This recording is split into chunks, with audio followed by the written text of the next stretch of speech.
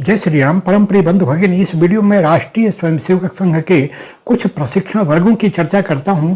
इन प्रशिक्षण वर्गों में कार्यकर्ताओं का विकास किया जाता, उनको तैयार किया जाता, उन्हें प्रशिक्षित किया जाता, वे आगे समाज जीवन में शाखा संचालन के लिए सहायक सिद्ध होते। तो ऐसे वर्गों में अभी मैंने एक वीडियो में एक शब्द प्रयोग किया, नैपुण्य वर्ग।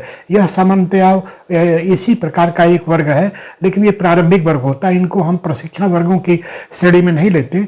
जिन 4 प्रशिक्षण वर्गों की हम चर्चा यहाँ करने वाले हैं, उसका पहला जो चक्र है प्राथमिक शिक्षा वर्ग।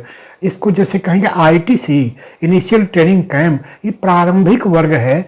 यह प्रारंभ में 10 दिनों का हुआ करता, अभी उसके दिनों की संख्या कम बेस हो सकती, जैसी क्षमता हो, आवश्यकता हो, उसके अनुसार इस वर्ग की रचना होती।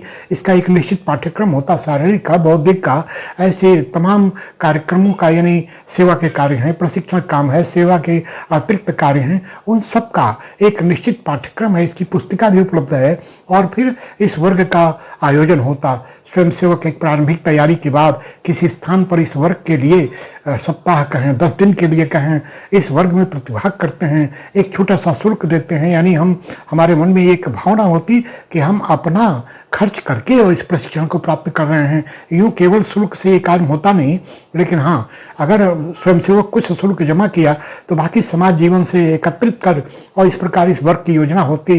भोजन सामान सात्विक, और ऐसे में भोजन जलपान और उनके रोग उपचार आदि की समुचित चिंता करते हुए अपना बिस्तर भी स्वयंसेवक स्वयं ले जाते।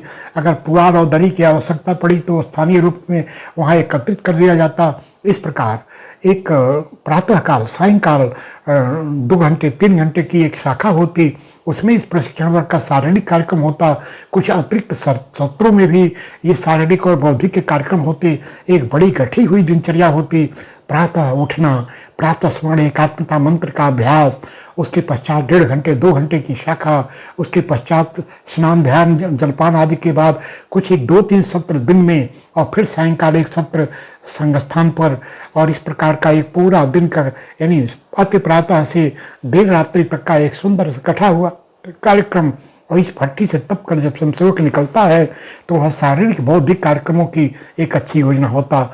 इसी दिनचर्या का अनुपालन करते हुए एक 25 दिन का अपने प्रांत में कहीं एक स्थान पर, या प्रांत में कहीं 2 स्थान पर, यहाँ जब प्रांत कहा तो राष्ट्रीय स्वयंसेवक संघ की अपनी भी एक प्रांत रचना है।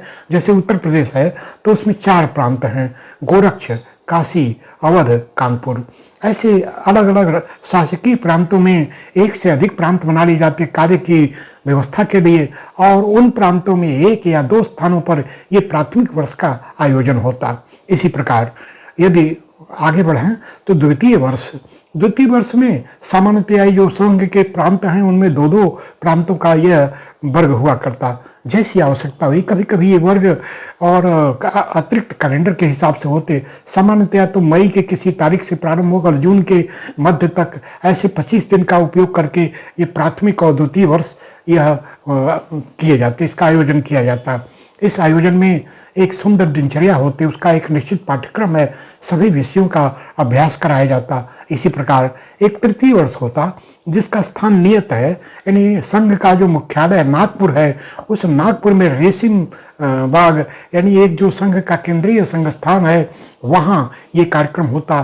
तृतीय वर्ष प्रत्येक स्वयंसेवक को यदि तृतीय वर्ष किया तो अपनी इस तीर्थ स्थली पर पहुँचने का, डॉक्टर जी, गुरु जी के इस साधना पुण्य स्थली पर पहुँचने का, नमन करने का एक सुअवसर प्राप्त होता।